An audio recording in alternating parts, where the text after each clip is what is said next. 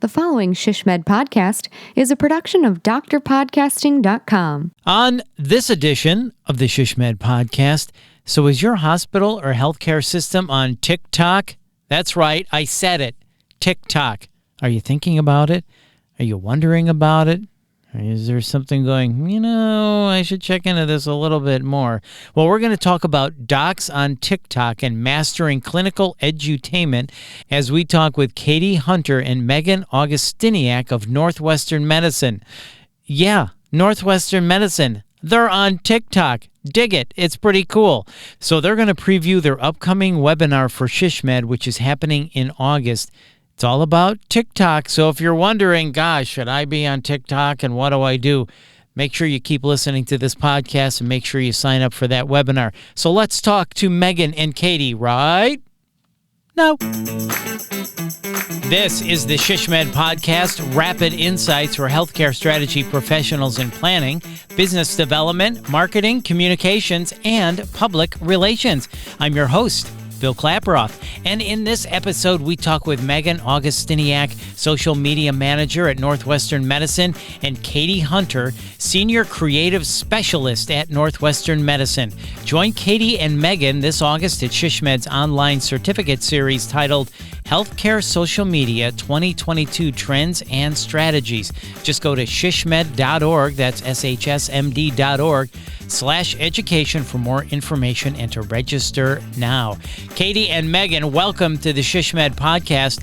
We start every episode of the ShishMed podcast with rapid insights. One quick tip someone can use to make their marketing communications better today. Katie, you're up first. Give us your rapid insight. Thank you, Bill. Thanks for having me on. So we're here to talk about TikTok today. So my rapid insight is about TikTok videos. When it comes to creating short form content for this platform, keeping your content short and simple is key. It can be really tempting, especially for healthcare marketers, to work in lots of information and details about every subject that we cover. But TikTok is so good at serving your content to the right audience that they will find that engaged audience who will ask those follow-up questions. And this will give you a better opportunity to engage with your audience on an ongoing basis conversationally versus trying to jam-pack a lot of information into one longer video. Absolutely. I love it. Keep it short and simple. Katie, thank you for that rapid insight. Megan, you're up next. Give us your rapid insight. Yeah, thanks, Bill. My rapid insight can apply to any of our social media channels at Northwestern Medicine. At the end of the day, people want to see themselves in our social media content. They want to know that when they come through our hospitals that they're going to be seen, heard, respected, that they can trust their physicians. And so we're always striving to make that content speak to our audience on TikTok and allow them to, again, see themselves in the social media material. If they feel like they can ask questions, if they can feel like they themselves could be a patient here, that's really what we're always trying to do with our clinical edutainment. Thank you both for your rapid insights. We appreciate it. And we're looking forward to your upcoming webinar, Docs on TikTok, Mastering Clinical Edutainment. Yes. I love that. Katie, let me start with you. It's so good. So Northwestern Medicine, this great healthcare system. Do you think Northwestern Medicine on TikTok? So you launched your TikTok account in April of 2021. Why did you feel that Northwestern needed to be on TikTok? Right. So that tone I just heard from you, Bill, that what? TikTok for Northwestern Medicine? I heard a lot of that in the early days of developing our TikTok strategy for NM too. That's why we actually went around to our marketing organization with a What is TikTok deck back in 2020. So before we pitched to the organization the strategy for our platform and where we thought we might fit in this space, we did general information sharing with the organization about what the platform was, who was successful on it, and what video content was sort of starting to emerge from the platform. Then about 6 months later, we went back to the organization, and because they already had that familiarity with the platform from our first presentation, we were able to add a little bit more. So in this second presentation, we looked at the landscape, we looked at other healthcare systems, and we were able to identify some major players in the space in healthcare that were starting to create accounts on the platform. So now we sort of had established the buy-in in that our stakeholders knew what the platform platform was, and they saw competitors in the space. So the third time we came to them was in 2021, and that was finally with that strategy, that NM needs to be here message. And that was primarily driven by volume on the platform. So TikTok is, the fastest social media platform to reach 1 billion users, got there faster than Facebook, Twitter, Instagram, all those guys. So the volume was a big push for us in becoming a presence on the platform, just how many users are there, and then how much time users are spending on the platform every day. So we know that users spend an average of 52 minutes on TikTok, and that's just a huge amount of time compared to all of our other social media apps. So those were really strong reasons why we felt like Northwestern Medicine needed to participate in the conversation that was happening on TikTok. Katie, it sounds like you really had to lay the groundwork then with the leaders there before getting this going. You said it took 3 times. That's right. Yeah. And, I find with new social media platforms and emerging platforms in general, they can be really intimidating, especially in process-driven organizations like Northwestern Medicine. So to get in front of our stakeholders multiple times with information about the platform and to sort of do it incrementally helped establish that sort of framework and safety and baseline knowledge so that we could all feel confident that there was an understanding of the platform and our role on the platform when we finally started our launch.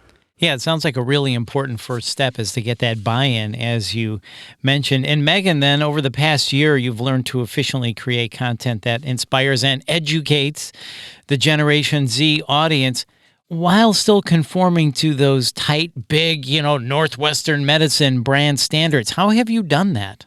Yeah, that's a great question. And we really used our existing social media channel strategy as our North Star. So whenever we're developing content for any of our social media channels, we want to create something that is educational, engaging, and inspiring. But we also keep in mind that each of our social media channels, just like somebody would flip on the TV and go to any channel for different types of content, the same can be said for TikTok versus Instagram versus Facebook. You're not going to go to Lifetime to catch sports. You're not going to go to the Food Channel to catch a horror flick. So we always keep that in mind when we're developing content for our social media channels. But there's always, again, that underlying message that we want to engage, we want to inspire, and we want to educate. We are the #1 health system in Illinois. We're 10 in the country, and we have a lot to share on TikTok. But what Katie did a really great job of doing is laying the groundwork for who is on TikTok. It is a much younger audience. It's a different style of video. We, as, again, that #1 health system in Illinois, we're not necessarily going to be doing, these super trendy dance challenges or anything of that nature. What's our space? What's our message? And we realized that we have physicians that can, in 30 seconds, maybe a minute and a half, explain something to a younger audience that they can retain as useful knowledge as they're considering health systems in Chicago, in Illinois, near Illinois. This can be a trusted resource for them when they're considering that healthcare options. A lot of people are considering their general healthcare every day.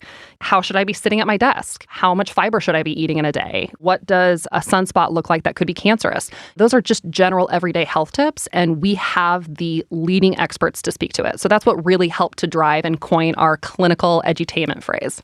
I love that. Clinical edutainment. That's so good. And Megan, it sounds like you really need to know your audience. This is not long form content. Generation Z, millennials, all of us really have shortened attention spans. We're really Generation Z. So it sounds like you're really building this content for them and their attention spans and what they're used to consuming media. Is that right? Exactly. And, when we first kicked off this TikTok, we realized it was a much younger audience that in our other social media channels, we weren't necessarily speaking to. Facebook skews much older. Instagram is starting to grow older as well. What we've actually realized in this, first year is that we are on TikTok, in addition to that Gen Z audience, starting to capture a slightly older audience, the millennials. I factor myself into that. So we're now kind of pressed with, I don't want to say a challenge, but it's like, okay, we are still speaking to Gen Z, but now we're also speaking to a larger pool of audience. So we're always keeping our thumb on the pulse with who is actually coming to TikTok, and specifically our TikTok. Right. And then, Megan, how do you come up with the topics, and what are your ground rules for content for TikTok? Another great question. At this point, I give props to many of our team members. We have monthly content brainstorms. And we're planning our content 2 to 3 months in advance. We're actually going to be heading into our October content brainstorm, if you can believe that. And we really carve out an hour to an hour and a half with folks from all across the marketing department. It includes Katie and myself. So we've got creative services, we've got social media, we've got communications, our media relations, brand, service line. We're bringing all these different thinkers to the table. And within those brainstorms, we have a document in front of us that really helps to steer that conversation. So we're always keeping top of mind our hero service lines: cardiovascular, neuro. It could be our D&I efforts or community efforts, neuro being one of them again. So we kick off our brainstorms with that. What's happening in that space? What's trending in that month? What are some things that we really need to pay attention to? Again, I'll use October as the example. We know that October in the oncology space is going to be huge for Breast Cancer Awareness Month. So we kick off our brainstorms with that. We've got a lot of existing content that we can leverage, but we also use this opportunity to think of new content.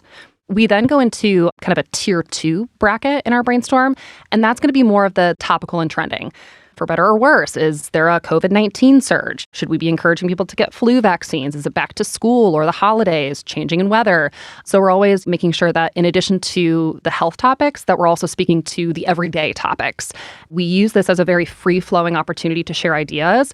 But as we're thinking through those ideas, so if, say, we're talking about COVID-19 and say there's, a 5th rollout of the vaccine and it's the 3rd booster, what content are we going to be either creating or repurposing? But what helps to keep us within those guardrails is our social media channel strategy.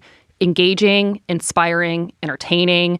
What experts can we leverage within Northwestern Medicine? Can we drive back to any of our sources, whether it's the website or our blog or to an existing video? What makes us uniquely qualified to talk about this? And so we're always keeping that in the back of our mind as we're throwing out ideas. Yeah, I love how you said that, paying attention to the hero service lines and then putting that. Did you say it's a monthly planning session? Is that what you said, Megan, or is that weekly? It is. No, it's a monthly planning session. And so, again, in the month of July, we are going to be meeting next week to talk about October. So we're always planning a few months ahead, and we carve out a good solid hour and a half to think through what content we're going to support for that month. Absolutely. And then, Katie, Megan mentioned leveraging existing content. How do you fold that into all of this? That's right. So the brainstorm is sort of this great meeting of the minds where everybody comes together and thinks through ideas for the upcoming month, prioritized kind of how Megan laid it out. So after that brainstorm is when we go away to do the creative work. So sometimes this involves creating something brand new with our team of shooters, editors, graphic designers, and copywriters. Sometimes this means repurposing existing content that we've already created. And sometimes that means 360ing content from one platform to another. So on the creative side at Northwestern Medicine, I said on the creative team, a priority for us is 360ing, I put that in quotes, all of our content that we create. So if we have a big shoot for a video, we want to also take stills. We want to use that footage on our different channels in a bunch of different ways, specific to the right tone and voice for that platform. We want to really be able to get the most mileage out of all of the production work that we're putting in to create our content, and then be able to sort of use it on all these different platforms in the most appropriate way with the most appropriate tone and voice. So whenever we're shooting something for Facebook, we are thinking, how can we use this on Instagram or on TikTok? And specifically, a really great example of how we've done this is with our Ask Me Anything content for Instagram stories. So Ask Me Anything was a show that I pitched when I came to support the social media team from a creative perspective. And it involved bringing our physicians into an Instagram story setting to take live questions or in real-time questions from our followers on Instagram. We used the open-ended question sticker to facilitate this, and that sticker is really great because it also anonymizes the responses. So we're able to respond to questions without giving out patient information in a public Instagram story. So these shoots were going great for us. We were doing this programming for about a year and a half before we came to TikTok. And when we launched our TikTok channel, we thought this would be a great opportunity to repurpose a lot of that Ask Me Anything content. So now when we shoot an Ask Me Anything Instagram story for Instagram, we're also taking all that footage from that shoot and creating 3 to 7 extra videos for TikTok. And in that way, we're sort of creating an ecosystem where all of our content is able to be used in multiple ways, but always with that specific correct tone depending on the social channel. Work smarter, not harder, right? Yeah, that's right. That ecosystem of content, you're just watering it and it's growing. I love it. That's right. It's our garden. Katie, you used an interesting term when you said, I pitched a show. Do you look at your marketing efforts or your social media efforts like it's a show, like it's a production? I've never heard anybody say, hey, I pitched a show for Instagram. That's right. Yeah. So a lot of the work that me and the creative directors, Ann Gelfer and Ann Sedgwick at Northwestern Medicine, have been doing here is creating serialized and programmatic content for our social media channels. So this involves creating programs that our viewers can return to and get used to seeing for all our social platforms. A great example is our Inside the OR program, which runs for Facebook and YouTube. This is a 3 to 4 minute surgery reality show where we really take viewers inside the operating room for a variety of different life-saving procedures that run the gamut from fixing a hip, which is a procedure that everybody might have at some time in their life, to these really technical and complex brain surgeries. We think about all of our content for social in sort of a couple buckets. We have our programs, our serialized content like Inside the OR, like Ask Me Anything, that our viewers can expect to see from us on a regular basis. And viewership on that successful programming really drives our baseline viewership. Then we also have one-off ideas on a monthly basis that come out of that brainstorm, or maybe ideas that are a little bit bigger and should be serialized and turned into programs. And then we also have sort of just-in-time content. This is stuff that maybe we need to release a message to our followers in the next couple days. There's a trending news story that involves us, things like this. Those are sort of our three buckets: just-in-time, serialized or programmatic content, and then the sort of like one-off monthly content. Yeah, it's interesting how you look at this. I love it. It's really cool. So then back to TikTok again. How do you optimize and adjust? What do you look at and go, okay, we could have done that better, or okay, let's do this next time and I think we'll get better conversion? How do you do that? So what was really interesting was when we started on TikTok, we were posting all of our videos to both Instagram Reels and to TikTok. And what we learned pretty quickly was a high-performing video on TikTok did not translate directly to a high-performing video on Instagram Reels. The audiences on these two platforms were different, and their preferences when it came to the type of content, the length of content, and even the style of that content, they vary from app to app. And so what we try to do with TikTok is follow it really closely. I spend a lot of time on the app looking at trends that have to do with style and voice, not just trending sounds or dance moves or memes, but truly like where we're picking up on this casual post aesthetic that's taking over all of our social platforms, even Instagram, where they tend to post something that looks a little bit less edited or a little bit less constructed. So I guess it all comes back to sort of speaking the right voice for that platform. And when it comes to TikTok, and I like to talk about it next to Instagram because the style is so different, TikTok really is that fast, casual, informative short form video, whereas Instagram, it's changing slowly, but it still tends to be the more put together, buttoned up content that's a little bit more formal, a little bit more planned. Yeah, that's really interesting how you're following the trends, because it sounds like you don't want to be perceived as outdated on TikTok. You said the casual post is kind of the way things are moving, that fast casual. So you want your TikTok content to mirror that. Is that right? Yeah, that's really where the clinical edutainment piece comes in, right? So TikTok is the best social media platform in the game, in my opinion, because of the For You page. This is the homepage for TikTok. It's where users automatically wind up when they download the app. And this is a page that's specifically designed based on your preferences individually to show you videos that are right for you.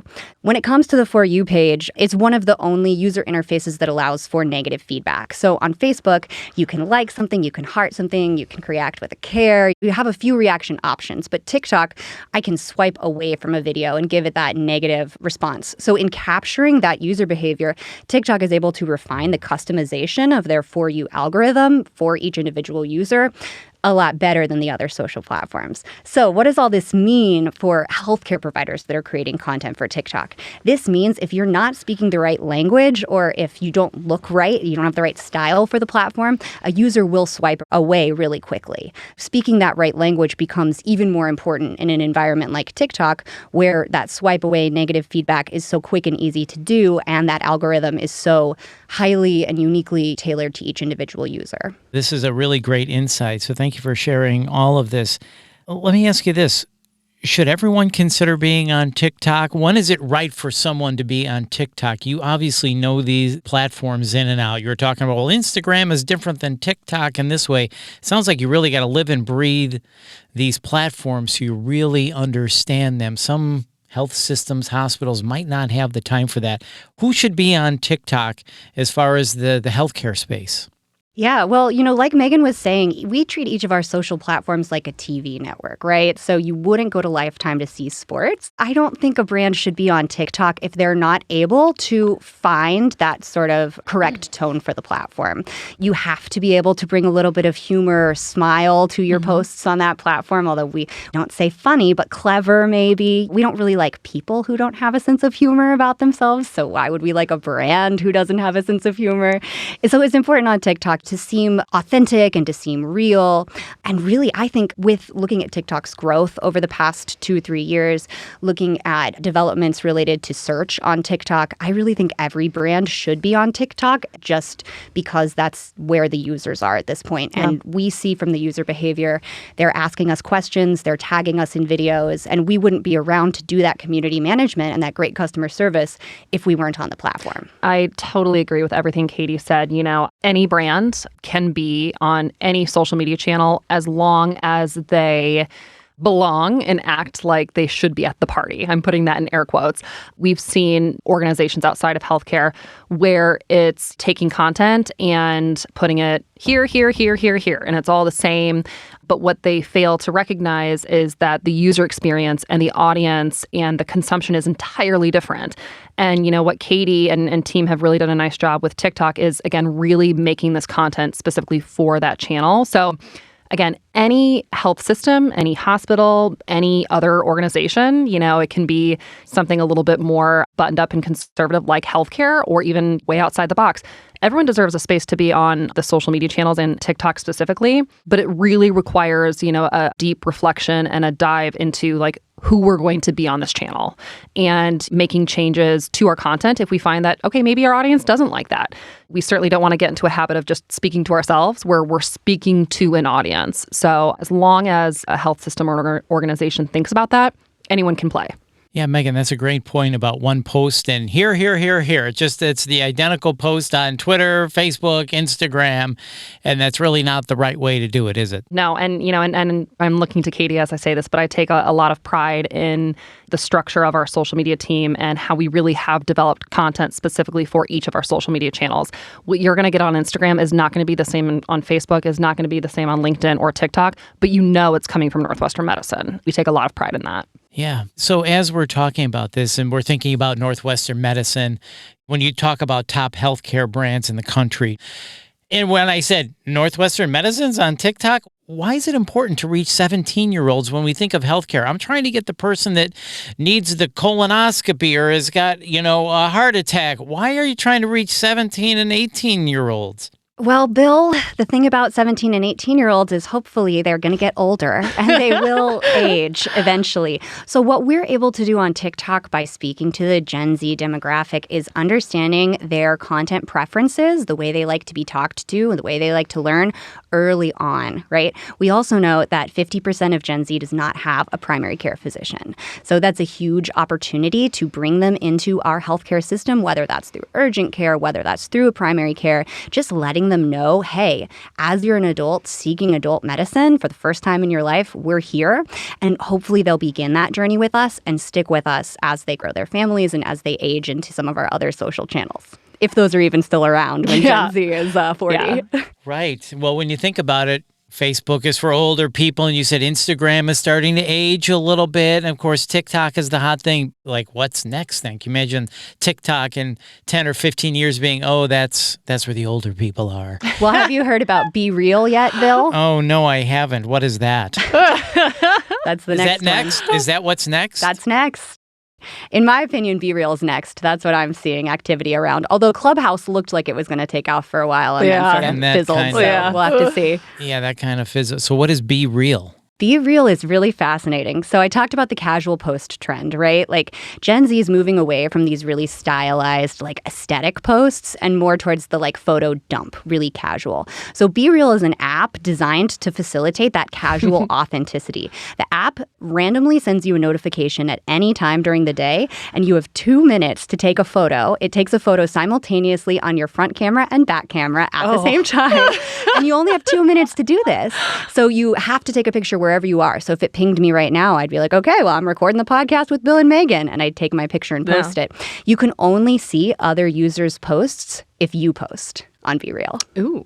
Yeah. So very interesting. Most of the people that I see on the platform right now are in that Gen Z category, and maybe Gen Alpha too. I don't know, very young, but it's emerging and it's got some interesting functionality. That could be, I mean, not to derail our conversation here, but that could be really interesting for Northwestern Medicine. You know, like Talk about inside the OR. I mean, right? It'd be pretty cool. So yeah, maybe we'll have another podcast, this time next year, Bill. Wow, I love. Yes, please. I'm all in. All right, you heard it here first with Megan and Katie. All right, so final thoughts. This is going to be a great webinar. Docs on TikTok, Mastering Clinical Edu-tainment.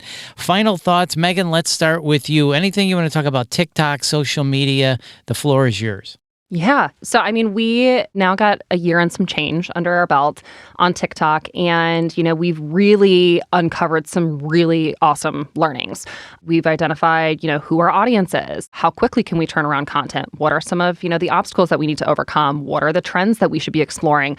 Should we continue doing this or abandon that? So we're really excited for where Northwestern Medicine is going into the next, fiscal year and calendar year. Just as a kind of a sneak peek in what we'll be sharing on our webinar too is, some of the new content that we're going to be exploring that other health systems could also consider. We're going to be, exploring some paid support, so boosting our content, really trying to feed that For You page. And really, I think what I'm most excited about is trying to tap into what we call our UGC, or user-generated content. Katie has done a great job of developing custom content for this account. But now that we've established ourselves on this channel, people know to find us on TikTok. And so they're sharing their experiences, whether they work here or they're a patient here or a caregiver here. They're sharing what it's like to be a phlebotomist for a day or what it's like to undergo a mammogram for the first time. So we're looking for ways to quickly repurpose that and support our really successful UGC efforts. So that's going to be an exciting thing for us heading into the new year. And we're excited to tease that out and share it with the other SHSMD folks in our webinar in August. So more to come on that. Yeah, Megan, thank you for sharing that and for giving us some insight on the webinar coming up in August. I know it's going to be fantastic. Final thoughts from you, Katie? Yeah, for sure. I guess final thoughts on TikTok, I would encourage folks to think about TikTok as that top of funnel discoverability social media platform for you. And what's really important about TikTok is it's the only social platform that does not make you pay big bucks to get in front of that new audience, and an audience that's like highly primed to like your content. That's really the value of TikTok. And once you can sort of convince folks on that vision, like this is our discoverability channel, this is our place to reach new audience that aren't following us on any other platforms yet, and explain that value of the For You page, that sort of helps folks to see the value of a TikTok presence for especially a healthcare brand. Yeah, really interesting. Okay, one more question. Sorry, as you were both finishing up. I'm sorry, more questions. So obviously very excited about TikTok. Is Facebook really viable still? When you were saying with TikTok, it doesn't cost you a lot of money. With Facebook, if you're not paying, you're really not playing because organic reach is so low. Is Facebook still viable for you? What's your crystal ball for Facebook in the future? Katie, we'll start with you. Well, like I said, I'm spending most of my time on TikTok these days, and Facebook is a part of the conversation, but more interesting is Google. So I've noticed in my user behavior and also in folks younger than me, Gen Z folks, they tend to search especially instructional or how-to content on TikTok before they search it on Google.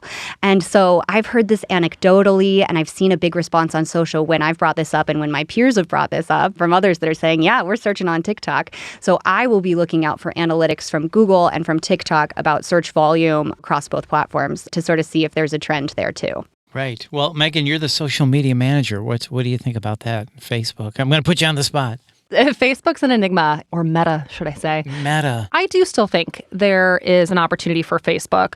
I'll speak for Northwestern Medicine. It was our first social media channel. It still, to date, has the largest number of followers. And for many people, it can be the first touch point of the brand. Like Katie was saying, if someone goes to Google and they type in hospitals in Chicago or Northwestern Medicine, in addition to nm.org, our website popping up, Facebook might be there as well. And they'll go there and they're going to want to see a phone number, hours. They want to see positive and negative reviews. They may want to look at photos. So I think what we're really identifying this year especially is as I mentioned earlier on the podcast here, is we were taking a lot of our, what I'm putting in air quotes, but I know you know this terminology, but our organic content, and then also putting paid support behind that content. But what I think we're realizing is the organic content can be separate from that paid content. What we have found just kind of through trial and error is when someone is interacting with their Facebook newsfeed or coming to our page, the content that they're really gravitating towards is that sort of raw content. It can be photo albums of our patients or our employees. It can be a little quick testimonial video. This is where we also share some of our news articles. We've got a subject matter expert speaking on a super hot topic, and they were featured on the Today Show or CNN. That's what we're really finding is kind of the secret sauce organically. And then where we really take off on paid support content, so things that might live outside of our organic feed, is the general health and wellness content that drives back to nm.org. This is our Healthbeat blog. This is patient stories, our breakthroughs in care. We've also got a podcast series ourselves that lives on nm.org. So this is where when we put paid support behind that content, we're reaching the right audience at the right time that's going to make the right healthcare decision and come to Northwestern Medicine. But organically, I think we're finding there's a different way that people want to engage with that content. And we see that and we recognize that. So I definitely think there's still a space for Facebook, but we just need to approach the different content just a little bit differently. So you know what I would add too is it really seems like on Facebook, we can do more on the paid ad strategy side. And also on Facebook, we're able to take users off of Facebook and onto nm.org. On TikTok, we don't have clickable links within organic videos. The only way to get someone off of TikTok and onto nm.org is to put paid support behind a video or to have them click a link in our bio, which is, a little bit of friction. So Facebook is a great place for that content where we're driving them away from Facebook and to nm.org to a preferred landing page or an article. Yeah, which is very much like a natural user movement on that channel. It's not so much, people really aren't inclined to leave TikTok to go somewhere else or to leave Instagram and go somewhere else. Facebook, that's a very, and LinkedIn, those are link-heavy social media channels. So Katie brings up a really great point there that's where we can really feed longer form content and drive people back to our website. Well, there you go. Asked and answered. Thank you so much. You two are great. This is going to be a great webinar, and we'd love to have you back on sometime. Thank you so much for your time today, Katie and Megan. Really insightful and informative and a lot of fun. Thank you both for your time today. We appreciate it. Yeah, thank you, Bill. We really appreciate it too. Thanks, Bill. It was a blast. And you can join Katie and Megan this August at SHSMD's online certificate series titled Healthcare Social Media 2022 Trends and Strategies. Just go to shsmed.org, that's shsmd.org/education for more information and to register today. And if you found this podcast helpful, and again, how could you not, please share it on all of your social channels and please hit the subscribe or follow button to get every episode. This has been a production of Dr. Podcasting. I'm Bill Klaproth. See ya.